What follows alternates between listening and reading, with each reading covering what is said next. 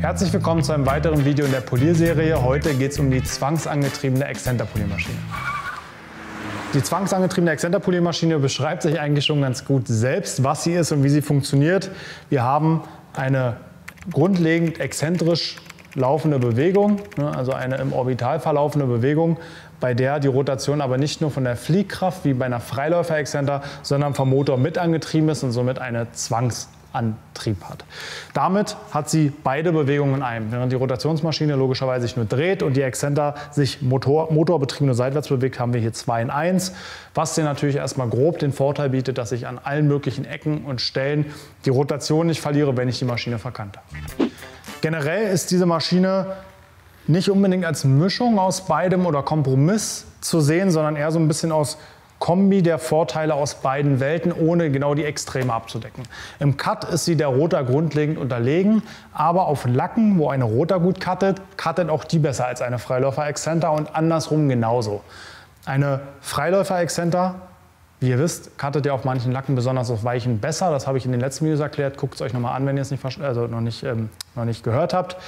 Kann es nämlich genauso sein, dass auf Lacken, wo eigentlich die Freiläufer-Exzenter besser cuttet, die auf jeden Fall noch besser ist als eine Rotor, aber schlechter als eine Exzenter. Sie kombiniert so ein bisschen beide Vorteile und ist wirklich so ein Allrounder für, ich sag mal, alle normalen Aufträge, ohne ins Extreme zu verfallen. Das bedeutet, wir haben keinen extrem weichen Lack, der sehr empfindlich im Finish ist, haben aber auch keinen extrem komplizierten, harten Lack, bei dem wir viel Cut durch eine Rotor zum Beispiel brauchen. Im Finish-Bereich liegt sie ebenfalls zwischen den beiden, wobei sie grundlegend ein bisschen besseres Finish macht als die Exzenter, als die freilaufende Exzenter, zumindest wenn wir von den Großhubmaschinen ausgehen, die üblich sind. Die Flex hier hat 8 mm Hub, die Rupes bietet 5 mm Hub, dann gibt es noch eine von Festool, die hat 3,5 mm Hub und noch eine Makita, auch relativ neu auf dem Markt, die auch umschaltbar zwischen Freiläufer und Zwangsexzenter ist. Die hat auch 5,5 mm Hub.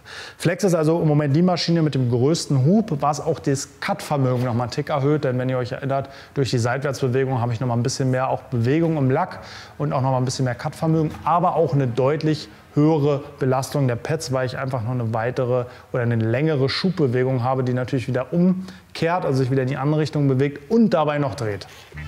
Jetzt kommt natürlich die Preisfrage, was verursacht so eine Maschine, denn wenn ich das Polierkorn damit nicht richtig zerlege, Hologramme oder ein Grauschleier? Wie alles in der Maschine, irgendwas in der Mitte. Also sie verursacht keine Hologramme per se, weil wir eine exzentrische Bewegung haben, die sozusagen diese Kreisbahn unterbricht, die das typische Hologramm verursacht. Aber auch keinen extremen Grauschleier im Sinne des Hazes, der wirklich sehr grau wirkt, weil wir einfach einen relativ kurzen Hub haben. Dadurch sehen die Polierspuren von ihr so schleifartig aus. Also es sind relativ gleichmäßige Spuren, die aber nicht so gleichmäßig sind, dass sie einen Grauschleier machen, aber auch keine Hologrammform haben. Nichtsdestotrotz, sie verursacht auch Polierspuren, wie wir sie auch nennen, ist egal. Das Prinzip des Polierens bleibt auch bei dieser Maschine gleich und nur weil sie ein Allrounder ist, ist das da nicht ausgesetzt. Ein Bereich, über den wir auch vorher gesprochen haben bei den anderen beiden Maschinenarten, ist das Drehzahlband. Das ist hier sehr verwirrend, weil wenn ich hier drauf gucke, steht da Stufe 1 150, Stufe 6 450.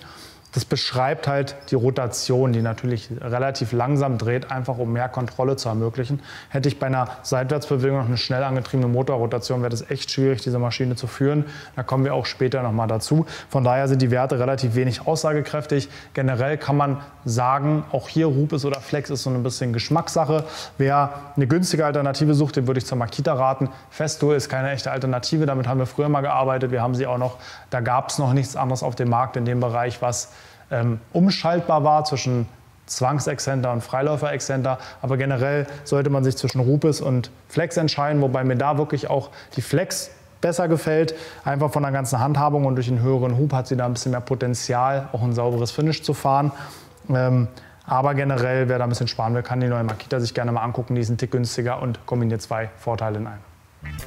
Ein großer Nachteil dieser Maschine liegt einfach in ihrer Hitzeentwicklung, die weniger auf dem Lack entsteht. Auch da entsteht mehr als bei der Exzenter, weniger als bei der Rotor. Ihr merkt, die Maschine liegt in der Mitte. Aber sie entsteht meistens hier am Stützteller gegen das Pad. Dazu kommt, dass sie eben durch diese Seitwärtsbewegung, die ja für so ein Pad eine enorme Belastung ist, eben durch diese Walkung, die in sich entsteht und diese durch den ruckartigen Richtungswechsel zusätzlich das Pad noch in sich verwindet. Also enorme, extreme Belastung fürs Pad. Und hier ist es wirklich so, ihr solltet unbedingt ein Zwangsexzenter-Pad nehmen, weil ein dickes Freiläufer-Extender-Pad verwindet sich so sehr in sich, die Maschine läuft extrem unruhig, da macht es wirklich Sinn, dünne Pads zu nehmen oder wenn man mal keine da hat, auf Rotorpads umzusteigen. Alle Maßnahmen, um einfach viel Verwindung im Schaumstoff zu verhindern, sind hier sehr wichtig, weil sonst läuft die Maschine extrem unrund. Der nächste Nachteil liegt einfach darin, dass ich zwar eine Exzenter habe, aber sie natürlich durch die Zwangsrotation mir keine Fehlhaltung anzeigt. Aber glaub mir, wer mit der Maschine schon mal gearbeitet hat, weiß generell, sie lässt es dich spüren, wenn du sie nicht gerade hältst. Sie fängt an zu rucken und zu arbeiten. Einfach eben gleiche Kombination und gleiches Thema wie beim Pad. Die Maschine hat den Vorteil, dass ich mit ihr auch auf Kante fahren kann, was gerade an Bauteilen, wo es mal schmal geht oder ich an eine Kante ranfahren will, ein großer Pluspunkt ist gegenüber zu einer Exzenter, wo ich halt wirklich immer einen ganz bestimmten Winkel treffen muss, damit sie sich noch weiter dreht. Da dreht natürlich die Zwangsrotor zwangsweise weiter. Allerdings muss man hier natürlich auch bedenken, dass ich im Gegensatz zur reinen Rotationsmaschine immer noch eine Seitwärtsbewegung habe, sodass ich, wenn ich ein auf Kante stehendes Bauteil habe, ich zeige euch das gleich mal kurz hier an meinem Wagen, auch immer ein bisschen aufpassen muss. So, hier auch ein plumpes Beispiel, wenn ich jetzt hier an die Kante ranfahren will, könnte ich das Pad ein bisschen ankippen, wenn ich möchte, um präziser zu sein, aber habe halt hier oben eine umgebogene Kante und durch die Seitwärtsbewegung muss ich aufpassen, dass ich nicht dauerhaft dagegen schlage. Das ist eine Sache, die man einfach bedenken muss, weil sie halt eben Hub hat und keine reine Rotation. Mit der Rotor bei einer Reindrehung könnte ich bis auf 1 Millimeter ranfahren, weil ich halt keine Seitwärtsbewegung habe und dadurch noch ein bisschen kontrollierter arbeiten kann. Und jetzt auch wie bei den anderen Videos nochmal eine kurze Zusammenfassung, wie arbeite ich mit der Maschine. Auch das zeigen wir euch nochmal in Ruhe in einem Praxisvideo. Generell ist es eigentlich wie überall, wir cutten mit einer geringen Drehzahl, mittelmäßigem Druck und einer langsamen Armgeschwindigkeit.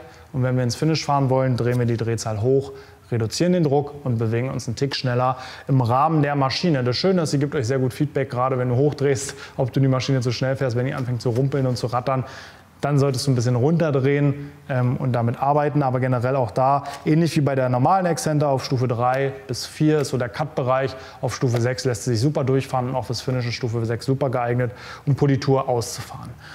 Für wen ist die Maschine jetzt geeignet und wer sollte sich eine kaufen?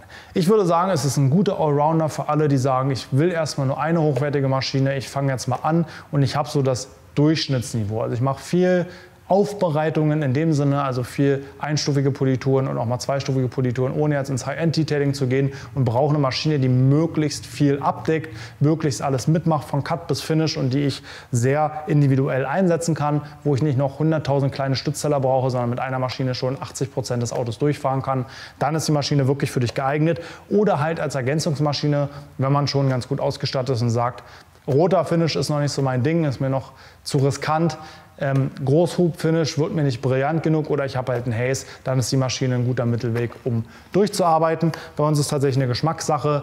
Am Anfang habe ich lieber mit einer Großhub-Exzenter gearbeitet. Mittlerweile habe ich die echt lieben gelernt, arbeite auch so im Exzenter-Bereich gerne damit. Vielleicht nutzt du die Gelegenheit, sie irgendwo mal auszuleihen oder zu mieten, dann kannst du sie mal ausprobieren. Ich mag an sich zwangsangetriebene Exzenter, ist eine gute Mischung aus beiden Welten und hat definitiv ihre Berechtigung.